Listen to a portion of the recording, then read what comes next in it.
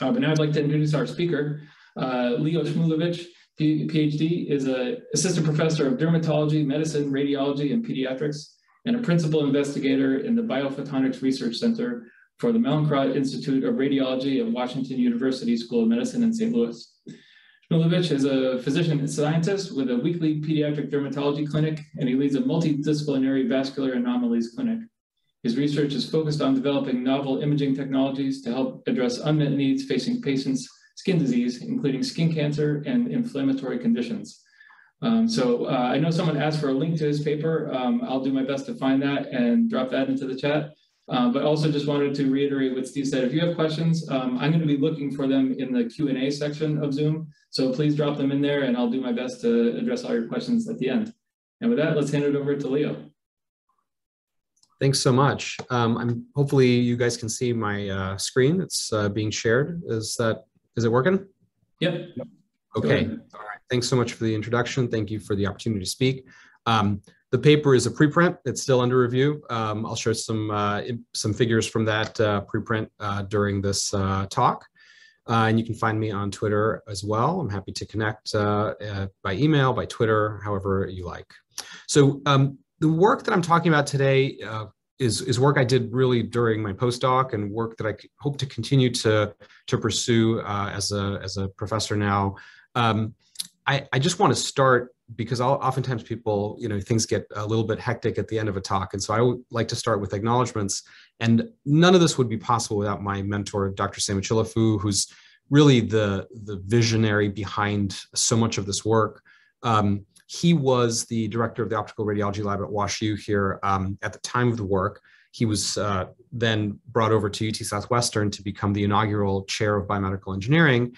And that's where he is now. And that's where a lot of the work for this continues. And then the other person is not Dr. Samichilafu, but Dr. Christine O'Brien. There's a typo here. And she was a postdoc with me at the time, and we did a lot of work together, and she's a professor here at WashU in biomedical engineering now. And so we did a lot of this work together as a team. So what I show you is really the result of a lot of people putting in effort to make real the vision that our mentor, Dr. Chilafu, has. So I want to start around just centering around what it is that we do. And the focus of what we do is called fluorescence-guided surgery. And people who are part of this session today probably know this concept pretty well. But the idea is, if we could somehow find a way to visualize cancer or visualize disease in a way that our eyes do not see, so to enhance and augment our vision, then we could improve surgical outcomes or improve outcomes in terms of treatment. Sometimes a surgeon goes in, they try to find a tumor, they can feel it because the tissue feels different, but they can't see it. They don't exactly know where the margins are. They go and do a surgery based on guidelines, based on a guess, based on a rough estimate, and that doesn't necessarily ensure that all the tumor is removed. Or sometimes they may go into a surgical field, and there may be a lot of normal anatomy around nerves and vessels. And sometimes the cancer makes it very difficult to operate, and you end up cutting a nerve by accident. So there's this kind of general sense that, gosh, if we could enhance our vision, if we could make a way for the nerves to glow or for the tumor to glow, that would really make surgery and more effective when it comes to surgical removal of tumors, which, in many ways is still the best way to treat a cancer. So the concept is, let's go ahead and inject some compound that will target the tumor through some biology, through some chemistry. And then when you stimulate that compound with light of a certain wavelength, then that compound will have a fluorophore within it, and that fluorophore will be excited and will release some light, and then you can detect it and you can display it in some way. And one of the neat ideas in this field is to use so-called near-infrared fluorescence agents, or NIR, as I have here. And the reason for that is that near-infrared, it's invisible to our eyes, but it can be visible by cameras. And because fluorescence is fairly weak, if you try to do fluorescence with something that fluoresces in the visible, then your eyes won't pick it up when the lights are on, because the lights kind of dominate the signal. So the advantage of doing near infrared is that you can have room lights on while also doing near infrared imaging. And this is, I mean, this idea has been around for decades. There are multiple commercial devices available. And this very nice review in JBO has, lists many of these devices. They're overall fairly bulky. They're quite expensive. They're the kinds of things that you have at a center like WashU, a place that has a lot of resources and that is a, high-end medical center. And it kind of came up in my mentor's mind that, this technology is so powerful, but it's not accessible to the world. It's only accessible to the lucky few. So the concept that he came up with, and also in addition to that, a lot of these devices, the way they work is there is a device that shines light, there's a camera, and then there's a screen on which you see the fluorescence or you see the signal. That's not the best interface potentially for a surgeon who's working in a low resource area or just a surgeon in general, because the surgeon is working in a surgical field. They're looking at what they're trying to do. They don't want to be constantly looking up at a screen, looking down, looking up at a screen. It's not so efficient. So his concept was, can we do this in a virtual or augmented reality approach by having the same kind of idea? You have a tumor, you target the tumor, you excite the light, you detect the light, but then you process that and stream it into some sort of heads-up display.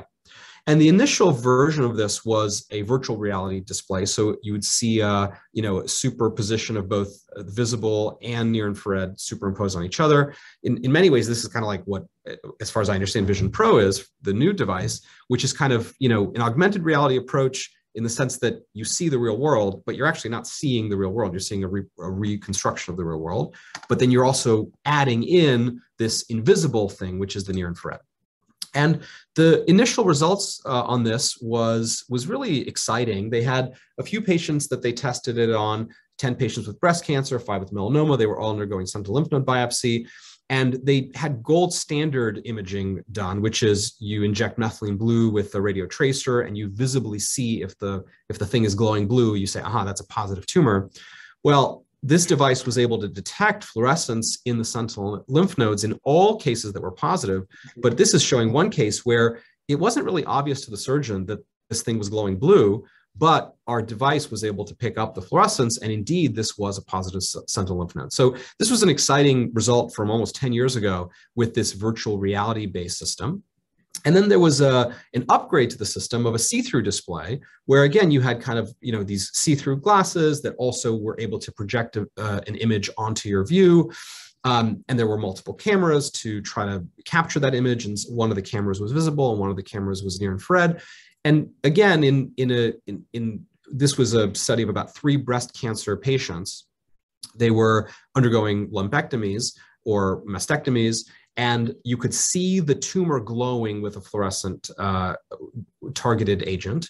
And you could also see the tumor cavity glowing with a fluorescent targeted agent. And in one of 3 patients, they actually saw this glow in the tumor cavity, and then it turned out that that was the one patient that had positive margins.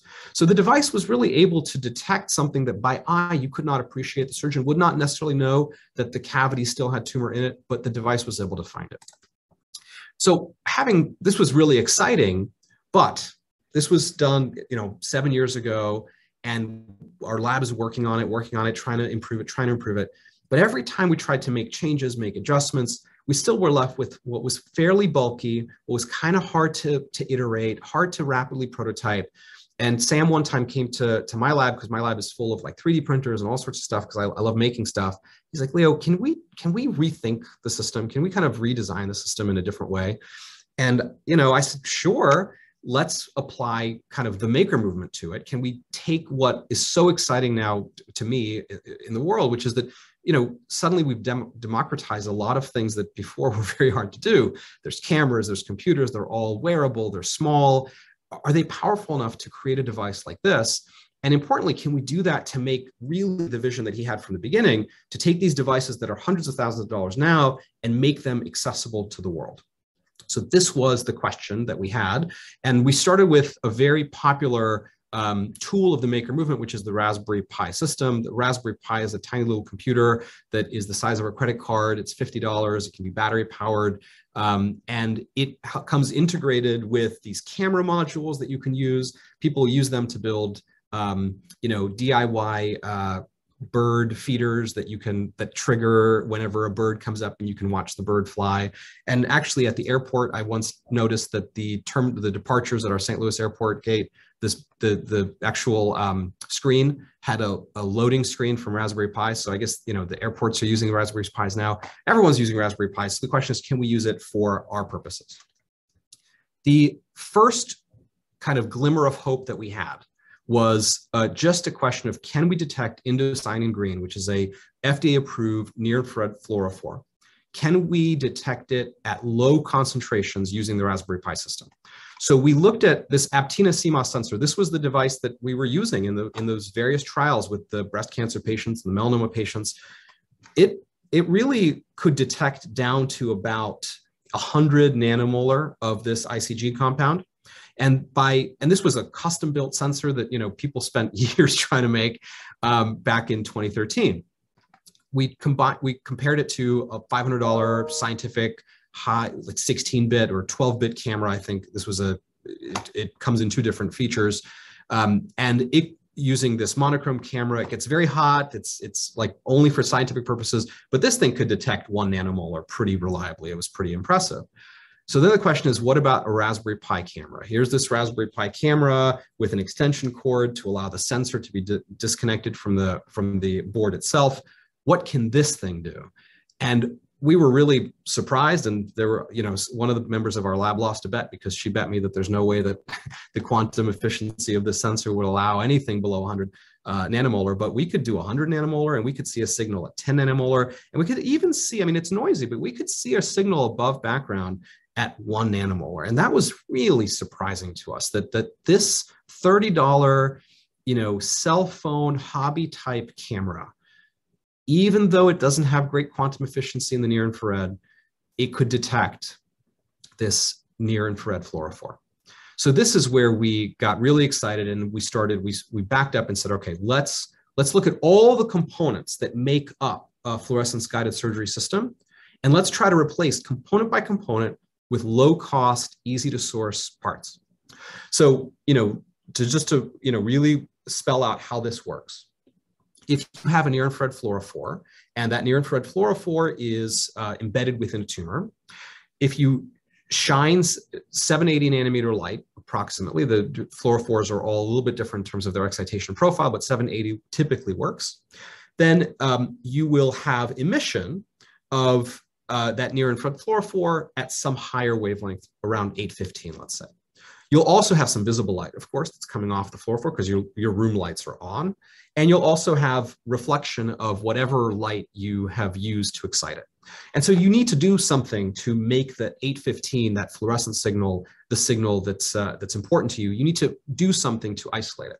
And so what you do is you filter out both the excitation peak, part of the excitation peak. You also want to split the visible and the emission peak together. And so there's some filtering that occurs. And now you've got two different kind of light sources available. One is the visible, one is the near infrared. And then you might want to have one camera that detects the visible and one camera that detects the near infrared. You want to combine those two cameras together. You want to display the resulting signal. And so we tried to see if low-cost laser diodes could be used as our excitation, if we could find low-cost optical filters to do the filtering step, if the Raspberry Pi cameras could be used, and there's one that comes in the one that's called the no IR. It has no infrared filter inside of it, so it can detect the near infrared light. The standard one has an infrared filter in it, so it cannot detect the infrared light. We found that the Raspberry Pi compute module was a really attractive option because you can actually feed two camera streams directly to it. And then for display, we saw if we could take an off-the-shelf headset, but repurpose it in a way that makes it much more powerful and would allow for this fluorescence-guided surgery stuff to be done. And we want the whole thing to be wearable and wireless. And in order to do that, we wanted to make sure that we can power it with a battery rather than having you connect it to the wall. So I'll jump through some of this stuff fairly quickly, and we can always go back if there are questions. We characterize these low-cost laser diodes, 120 milliwatt powered by 3 volts, and it costs $18. And if you put them into an array, you can get a fairly homogeneous, it's not perfect, but a fairly homogeneous 10 centimeter diameter area of excitation of 10 to 20 milliwatts per centimeter squared, which are safe values to use and the kinds of values that the more professional devices use in order to excite fluorophores commercially. And this is one implementation of it, kind of a rendering of it and the actual build of it, 3D printed components to hold the laser diode housings, something to hold cleanup filters, something to hold a white light source that can also be battery powered, and then a filter for the white light source as well. So a lot of interesting, very simple things that you can do to combine these laser diodes together. And then the question is, what about the Raspberry Pi camera? There are multiple now. When I did this work, there were only a few. Now there's even more, and it's really exciting. But this is just one to show you. One of the cool things about this Raspberry Pi V2 module is that there is a company that makes an extension cord that connects the little camera sensor, which is just 6 millimeters by 6 millimeters, tiny, tiny little thing, to the 25 millimeter square PCB board. So in some sense, you can really miniaturize the imaging module part by using these extension cords. And the power of this sensor, I mean, it's really quite amazing. Huge number of pixels, the field of view is fairly large. And we can do some experiments and to validate what is the typical resolution that we can achieve at a 50 centimeter distance, which is basically the distance from your head to the surgical field, and the camera is going to be mounted on your head, right?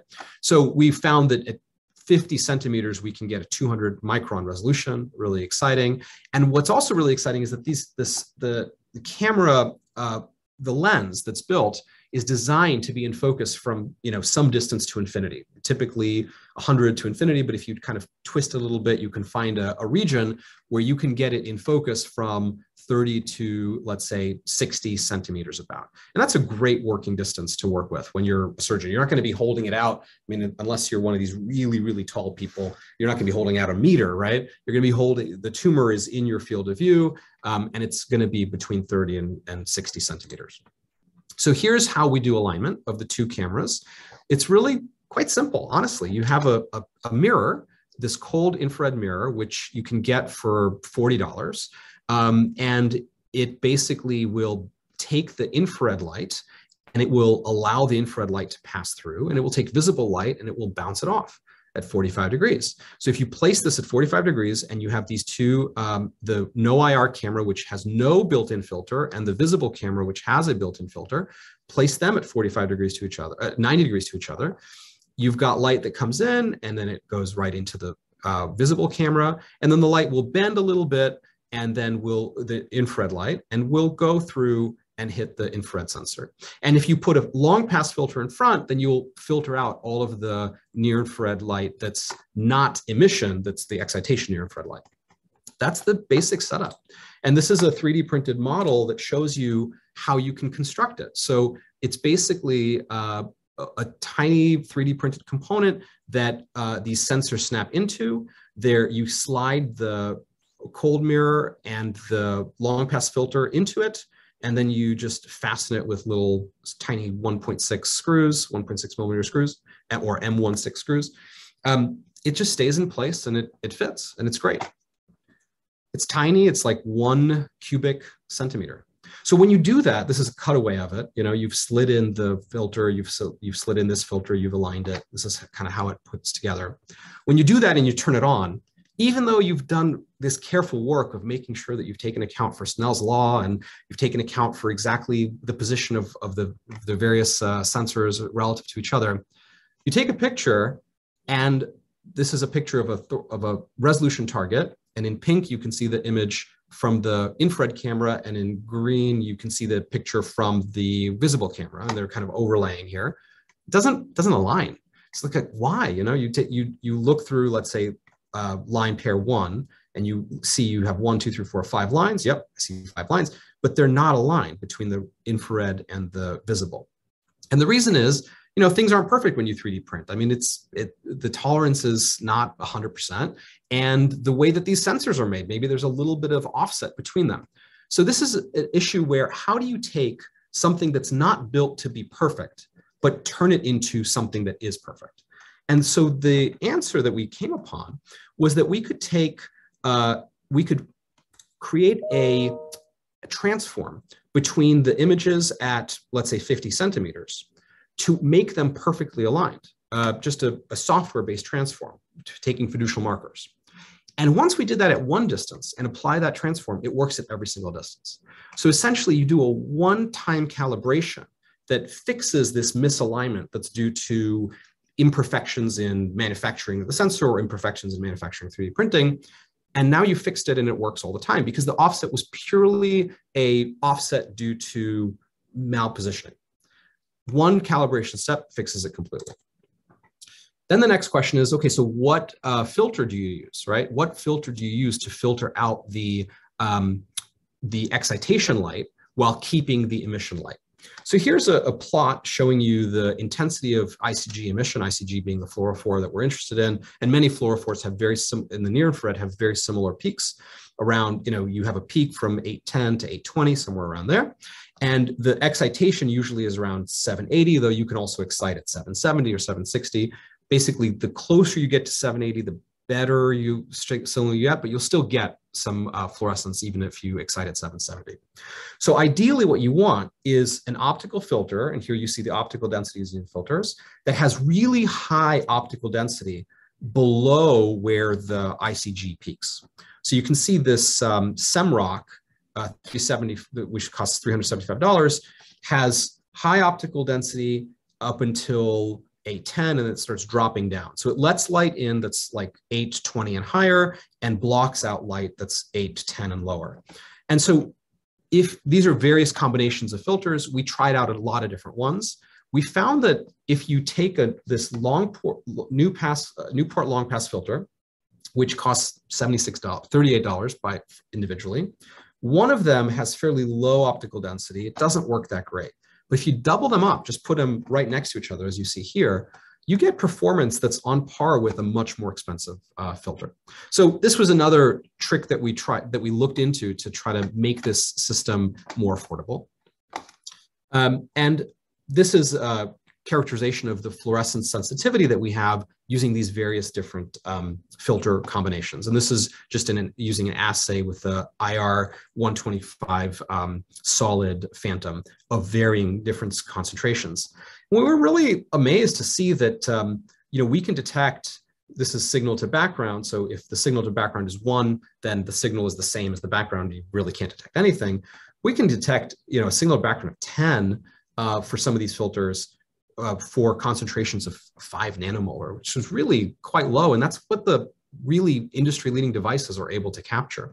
We could even get down to 1 nanomolar for the double 830, which is the lowest cost option other than the single 830. The single 830 didn't do so great. I mean, for higher concentration, it could still work. But if you're going down to as low as 1 nanomolar, the double 830, which is only $76, worked similarly to the much more expensive options.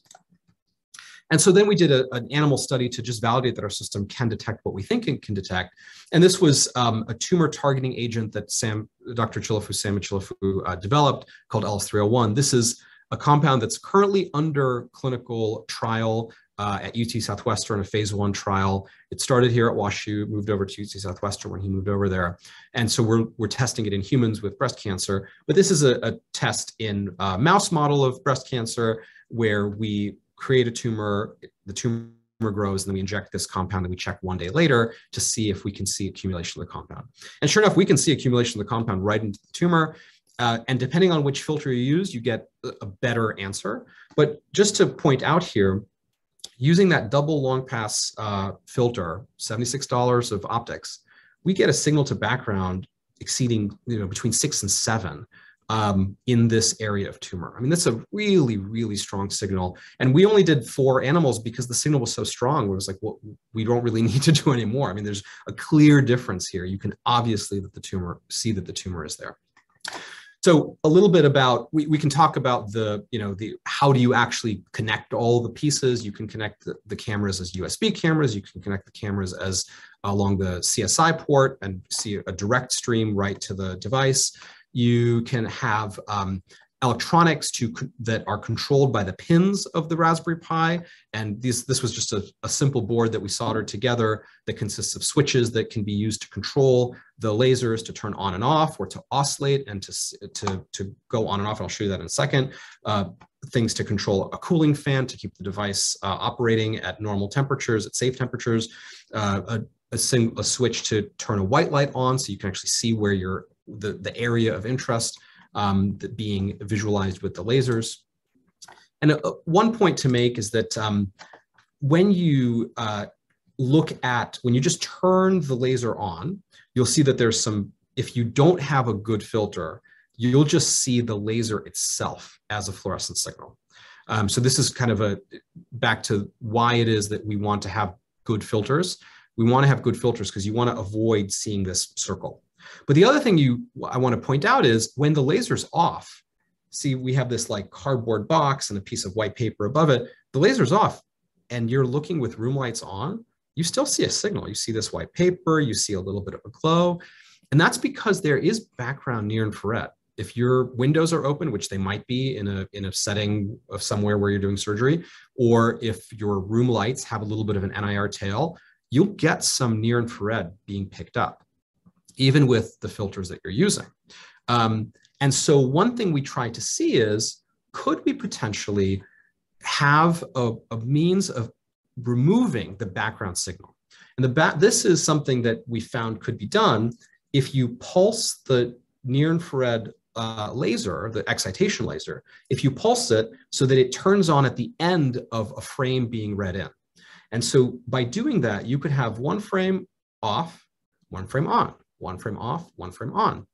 And if you timed it incorrectly, if you left the laser on too long, then every frame looks on. And that's just a consequence of the electronics, and I can explain that. But the point is, you can find the right timing so that every single opposite frame either has background included and no excitation, or has background included and excitation.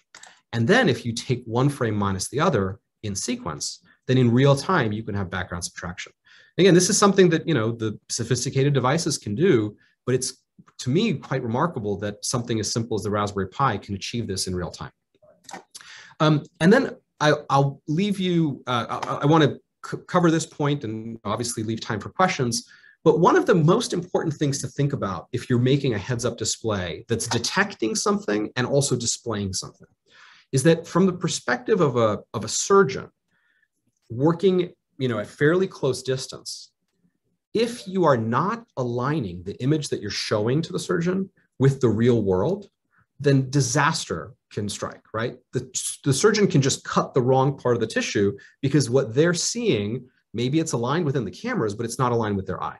And so one idea, that we started with initially was, well, let's just put the camera in the middle of the surgeon's eye, like in the forehead, and it'll just look at the scene and we'll do a software correction, right? Like the eye sees this, we put a camera behind the eye to see what the eye sees. This is what the eye sees of the target.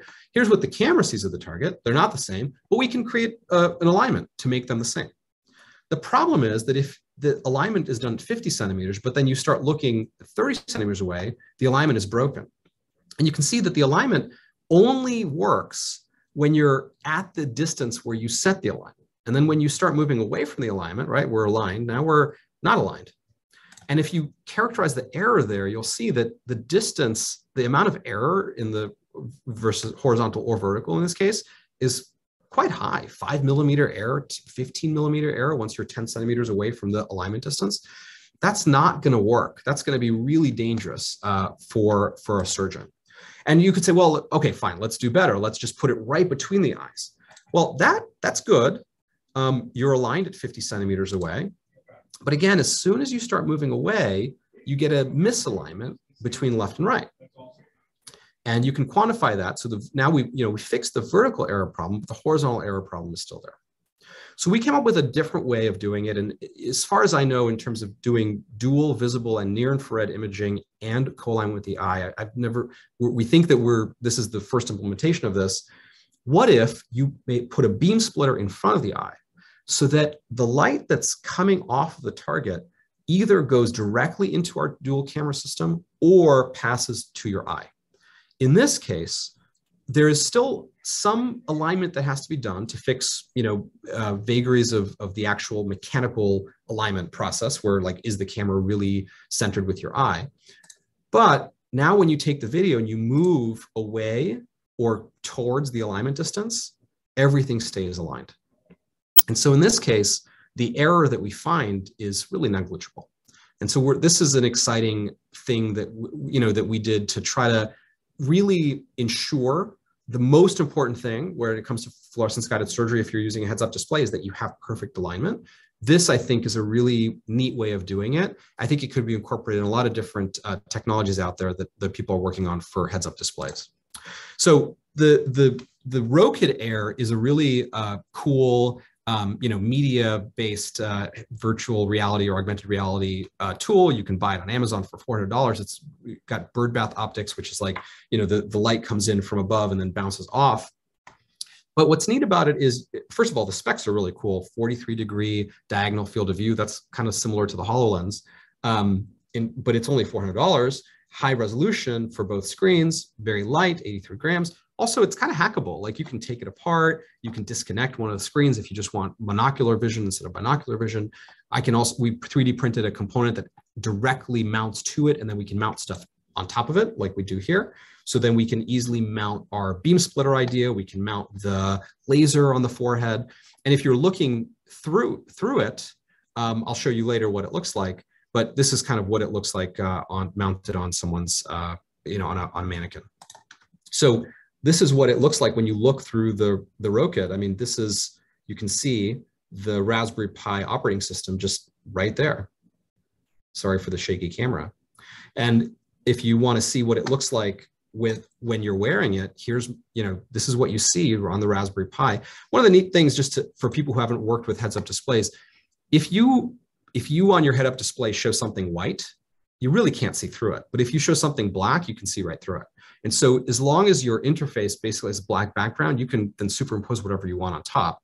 You can see here, I'm looking through it. I see my hand moving, but then I see the superimposed display from the application. And so here, what you'll notice is we will start the application running, and it'll open up a window. And then that window, when it loads, will be black. And now you've got an interface, but you also see something superimposed. We can also talk a little bit about, and this is just open discussion, how do we achieve calibration between the surgeon's eye? How do we ensure that the surgeon and the camera are aligned?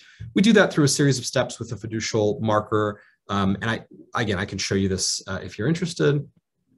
And this is just showing a little bit of what it looks like when you actually turn the laser on. Here's a vial of ICG, and it's there. This is the visible stream. This is the near infrared stream seen by a remote observer, which our software can allow.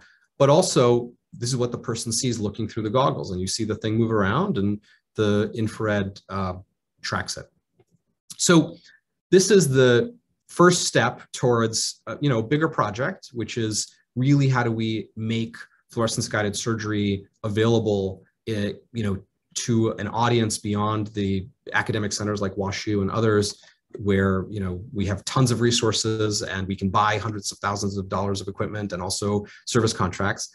How can we take technology that's available off the shelf and turn it into something that's really quite powerful? And maybe part of that is these kinds of open source ideas. At least this work shows that seemingly inexpensive and low power technology is actually quite powerful. You can do quite a lot if you put it together correctly. And I've built videos to show like how one could actually construct this piece by piece. Maybe something like this could be useful one day to help people build it on their own. But I think there have to be a discussion and safeguards in place and all sorts of things that I'd love to talk to people who are interested in this work on how do we allow this kind of technology to be accessible to the world while also being safe and ensuring that, that we're not causing more harm by creating something that really gives people a false sense of security or a false sense of where the tumor is, and they cut something wrong and then harm is done. So with that, I'll take any questions, happy to engage in the conversation. And thank you again for the opportunity to speak. Thank you. It was a fantastic presentation. We already have a couple of questions coming in on the Zoom, so I'm going to start with those. We have a question: can the system you've created potentially provide stereoscopic images for better depth perception? And given the way that Stephen introduced me, I thought I would interject there and say, like, is there a clinical benefit to depth? Of course, being a XR person, I went right to that. I've tried a number of monoscopic kind of monocle displays over the years, and I'm pretty familiar with them, and I could see how even in mono this would be a great project. But is there clinical benefit to like a stereo view here? And is there a performance challenge that would be presented by the Raspberry Pi platform? Yes, great question. Great question. So, okay, so ideally, this is this is stereoscopic, and we can make it. One could make it stereoscopic, and there are plans to make it stereoscopic by essentially, you can imagine having another beam splitter over here and a second camera, right? And that is possible, and that is doable with the Raspberry Pi system. With the Raspberry Pi, I'll kind of give you a sense of what people have done with Raspberry Pi. There are people who've done quadrascopic cameras with Raspberry Pi. One way that you can do that is a secondary board that, and this is available from a company called Arducam. They take the stream from all 4 cameras and they downsample it so that the final stream has the same size as one full resolution image, but each quarter has one view from each camera. And so there is a trade-off. There's always trade-offs, right? But there is a trade-off there that in some cases may be quite reasonable because it gives you that stereoscopic view. Another aspect to consider is the way in which we've built this. We have both visible and near-infrared imaging being done simultaneously. And really, if you're a surgeon, the visible is what you see, right? You already see the visible. So you don't necessarily need to, and in fact, it would be very weird to superimpose visible on top of visible. You'd only want to see the near-infrared superimposed. The reason to capture the visible is that if there's a remote viewer or you want to record the session, you want to have context for that recording. So you need to have the visible there. But in some sense, what that means is you only need one visible camera because the visible doesn't have to be stereoscopic, but the near-infrared you need 2 because the near-infrared to be superimposed needs to be stereoscopic. So that's one point. The other point to say is a lot of this comes down to the different devices that you have. I kind of glossed over this point, but as you can see here, this device, this Rokid Air, it actually has 2 independent screens here, right? This is one display, this is another display. When you just turn it on and you plug your computer in and you use it as an HDMI monitor effectively, it is essentially a very wide monitor. Like if you bought yourself a 3840 by 1080 monitor, that's what this device is, right? If you were to feed in data that happens to be encoded for 3D, then the software on this device actually displays it. So if you watched a 3D movie on this, your left eye and your right eye would show different things. When you just plug in the Raspberry Pi to the USB-C port of this device, it shows left and right mirror images. That is a disaster if you're trying to use it as a surgeon, because your left eye and right eye would see the same overlay, but in reality, your left eye and right eye should see different overlays. So that is why one implementation of this, I literally disconnected one of the displays to turn this binocular device into a monocular device. And in that case, as I experienced it myself, it was not a problem because while only one eye has the near-infrared overlay, your brain figures it out and you know where you're going. And oftentimes in surgery, you have a surgical plane you're working with, and so the depth isn't as much of an issue. However, I have found that if you are clever in terms of the settings on your Raspberry Pi and the kind of HDMI stream that you send to this device, you actually can program it to send as if it's one very wide screen. And then if you were to send the left camera to the left of the screen and the right camera to the right of the screen, you actually can generate 3D imaging and stereoscopic imaging. So it is possible. It does require interfacing with the device in the right kind of way. I don't know if all devices allow that. It's all off-the-shelf devices, rather. I did recently see a preprint from someone at Cornell, first author Matt Isaacson. They built a VR device for mice to track so that mice could look into the VR. And they used a Raspberry Pi, and they used two separate SPI screens, and were able to send one video stream to the left screen and one video stream to the right screen. So I think it's possible to either have one screen that you split in half and send different streams to left and right, and then port that into a device like this, or a screen of your own making. You could create bird bath optics yourself. They're not that hard to make. Or you have two separate screens. And in that case, yes, Raspberry Pi allows you to do two double HDMI output, but I think performance-wise, you'll be better doing it across SPI and using like the TFT type screens that you can have. So there's a lot of options here from an engineering perspective of what one can do. Yeah, fantastic. We have another question, looks pretty clinical in nature, so I wanted to go there. The person's asking, the use of tumor-specific chromophores is really cool. How much deep does near IR penetrate normal tissue? We need to excise tumors with a macroscopic margin of normal tissue. Yeah, absolutely. So so estimates vary in terms of how much NIR penetrates. People say between 1 and 2 centimeters. I think that's not unreasonable. Some of the things that will change that number is the amount of scattering that you will have. And that will depend on the type of tissue that you're imaging. I will say one of the things that is kind of neat about doing this real time is that, let's say the tumor, is 4 centimeters deep. Well, the surface, as you open up the surgical cavity, you'll see a tumor. There will be a bulk tumor there. You start cutting, and let's say you've cleared, 2 centimeters of tumor. Well, now what's left in the cavity, again, you get 2 centimeters deeper than that. And so you're kind of iteratively going. So initially, you may not see the whole tumor because NIR light will only penetrate so deep. But as you clear out cavity, you will see deeper and deeper.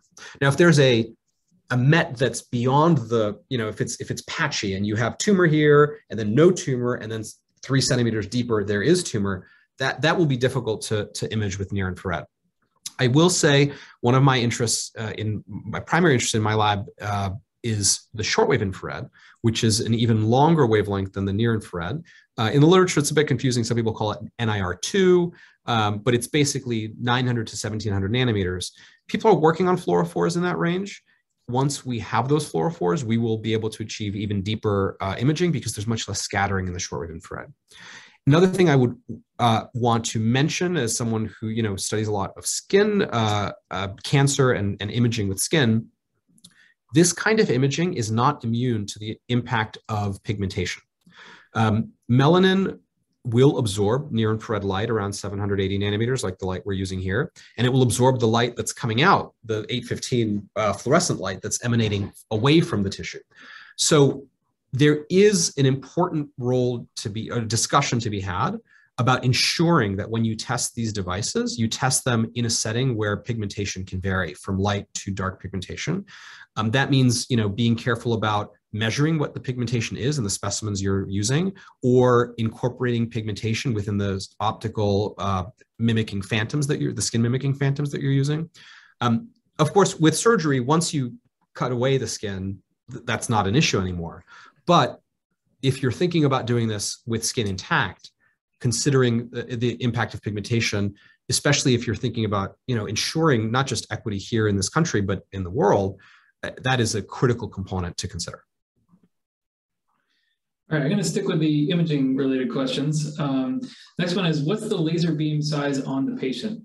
I'm trying to understand if you have to scan your head to excite the IR dyes in the ROI. Yes, it's about 10 centimeter diameter. And so as you move around, it'll just be in your field of view. I will say that is, I will fully admit that is a weakness of the current implementation, and expanding the size of the ROI would be very welcome and great. I think, another alternative method would be that you set up an illumination field separately, like on a tripod, next to the tumor area that you're working on. That would allow you to, have a larger field of view, use a larger power laser. There's other things that one could do. There's people who've tried to do this with halogen lamps because they're quite bright and can have a large field of view. Really have to filter those very aggressively because they're very, very broad spectrum. I've looked at also trying to use really high power LEDs. So I do think that there's room to grow. This particular application was purely like, you have a surgical field, it's a fairly small area, and you're working one step at a time. And so where your hands are, that's where we want the laser to be, laser illumination area to be. And 10 centimeters diameter seemed like a reasonable starting point. But yeah, if we could expand it, that'd be great. It does require, if the tumor is larger than that, for you to move your head around. At the same time, your head and your hands are moving around as a surgeon. And so we thought that wasn't a terrible trade-off to take. So that was the design of the system. All right. Next question I thought was interesting. Have you considered adding some simple voice commands for control? Certainly there's good precedent here in surgical robotics and in other applications. A lot of the uses of the HoloLens are taking advantage of the great text-to-speech capabilities there. Is there room for that kind of interaction, particularly on the Raspberry Pi platform? Yeah, great question. Great question. Voice control on the Raspberry Pi is something I have not played with. I think it is possible.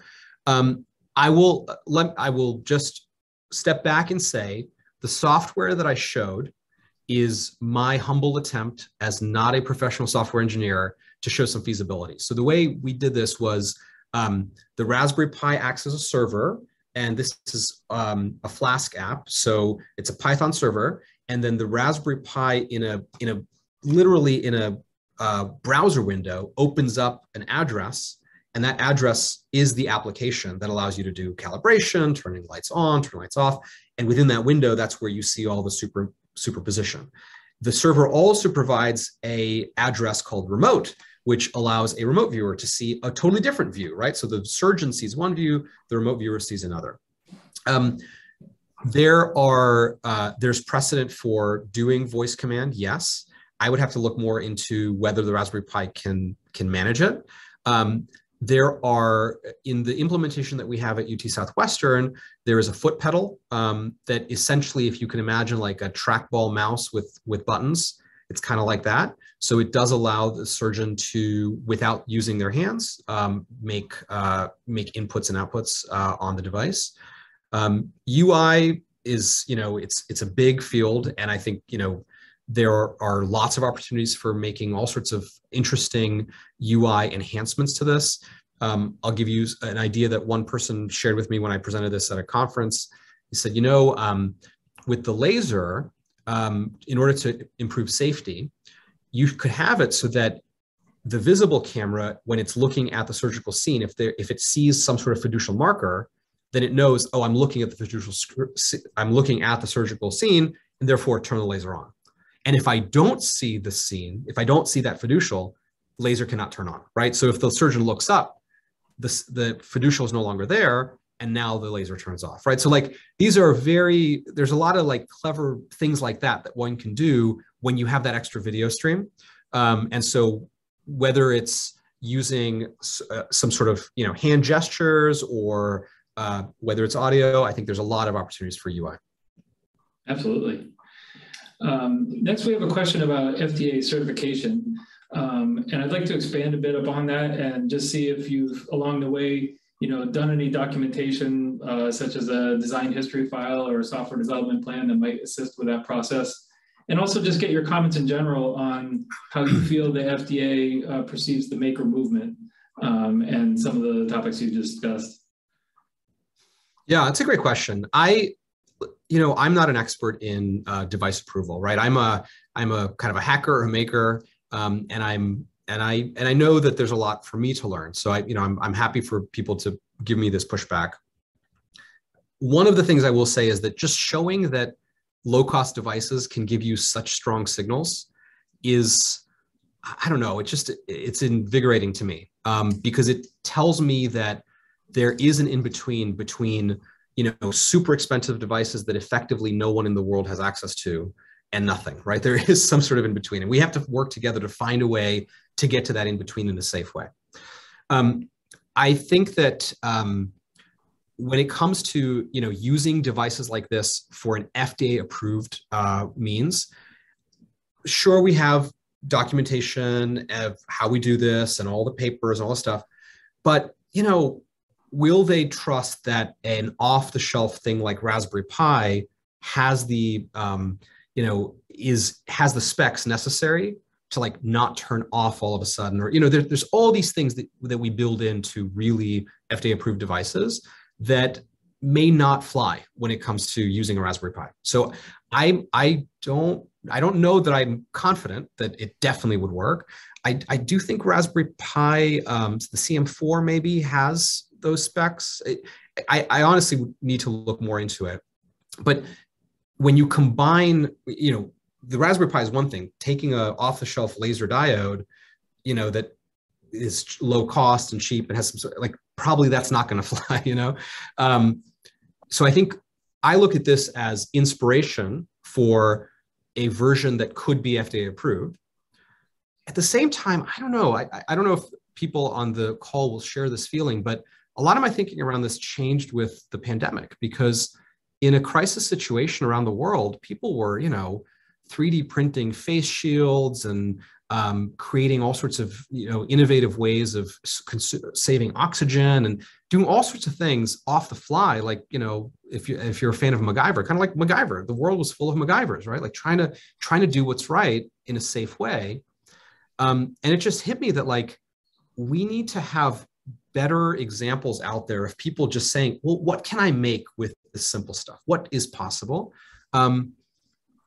It's not, we're not in a crisis all the time. And so it's not reasonable to take a risk on a patient with something like this, but maybe this inspires the work that's necessary to get to something that is viable while also not being super expensive. So, if I was to say, how would I take this into a global context? I would have to want to partner with someone who actually works with a community, like a local manufacturing partner, and they have, expertise in terms of what is it that needs to be done in order to ensure safety and efficacy with their local hospitals. And we would work together, and I'm sure I would learn a lot in that process in terms of, well, maybe we don't source the components from, laserlands.net like I did for this, but we find them from somewhere else.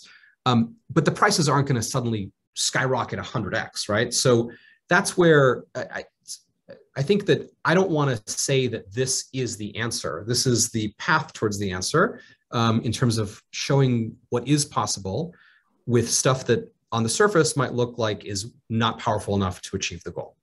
But yeah, the process of doing this for FDA certification, that would be the expensive part, right? To really get FDA approval, I mean, that you can't do that on the cheap as far as I know. But if there are people on the call who have ideas of how to make that happen or create a pipeline of tools and techniques that can be used and reused, I think that would be really powerful for the global health community, because I think, if that's the thing that stands in the way, then there will always be this super expensive burden that is going to be hard to cross. Yeah, and the FDA has this breakthrough medical device designation that they can apply. And I think in this case, although this is technology that is tried and true, doing it in a small form factor that could be put in a box and carry it on a plane just about anywhere, doing it for under $2,000 are both, I think, pretty big breakthroughs. So I'd like to thank you very much for your time. We're just coming up on the end here. Really enjoyed the presentation and looking forward to following up on your work as it progresses. Thank you very much. Sure thing. And I'd be happy to follow up, by email if there's questions that were unanswered. I'm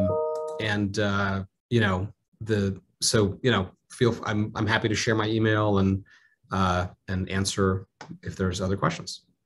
And thanks to everyone who joined today. And be sure to share the videos when they're available on YouTube and LinkedIn with your colleagues and anyone who might have missed the show. Thanks very much, everybody. Cheers. Yeah, just to wrap up, the video will be up within a week, probably sooner. We usually beat that schedule. And we'll send out a note that it's now available.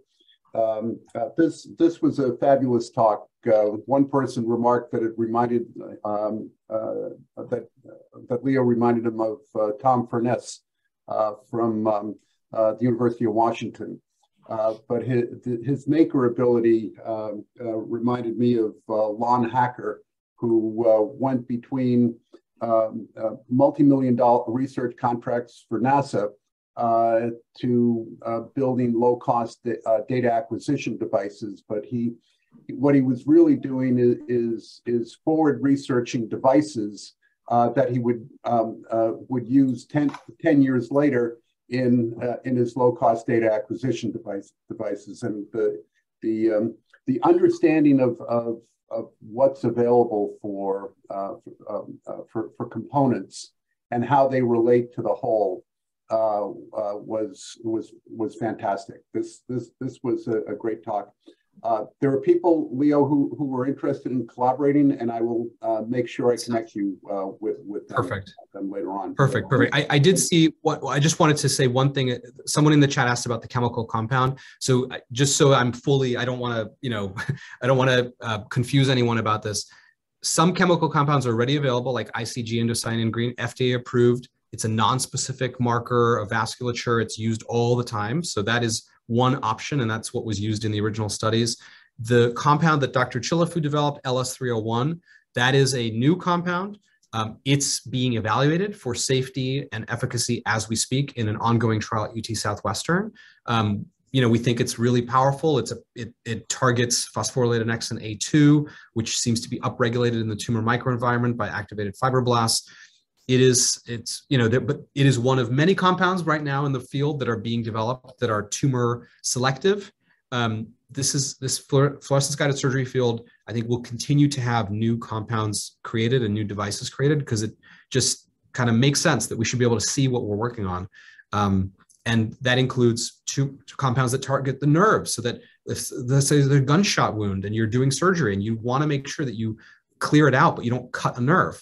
If the nerve was glowing, man, that would make life so much easier. So there's a lot of these kind of ideas out there. Yeah, it's an exciting time for this field. Wonderful. Well, thank you for coming. Thank you, Jeff, for moderating. And Leo, thank you very much for presenting your excellent paper. We really appreciate it. Thank you.